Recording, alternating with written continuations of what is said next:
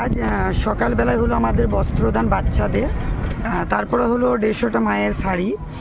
তারপরে দুপুরবেলা হঠাৎ করে মেদিনীপুর থেকে এলেন একটা বিশিষ্ট ব্যক্তিরা।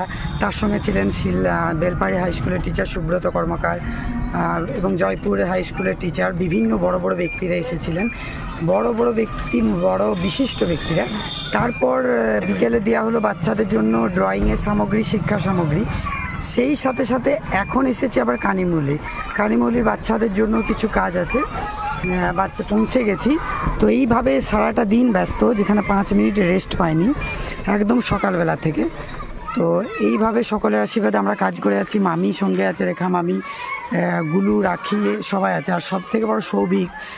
এইভাবে যেন কাজ করে যেতে পারে অসুস্থ শরীরে, মানে এক ফোঁটা রেস্ট পাইনি আজকে। সেই ভোরবেলার থেকে উঠে 2টো বস্ত্রদান ছিল। 2টো বস্ত্রদান পরে মেদিনীপুর থেকে ওই টিচারের গ্রুপরা এসেছেন। আমার সৌভাগ্য যে এত বড় ব্যক্তি এসেছেন। যদি এটা বিমল দুবের জন্য সমস্ত কিছু ওনারা এলেন, ওনারা টিফিন দিলেন, প্লাস শিক্ষা সামগ্রী, ড্রয়িংয়ের সামগ্রী। এরপর আবার এসেছি কানিমৌলি আমার আর একটা সেন্টারে। এইভাবে আজকে আমার সারাদিন ব্যস্ত, 5 মিনিট বসতে পাইনি, ভাত খেতে পাইনি। সবাই ভালো থাকবেন, পাশে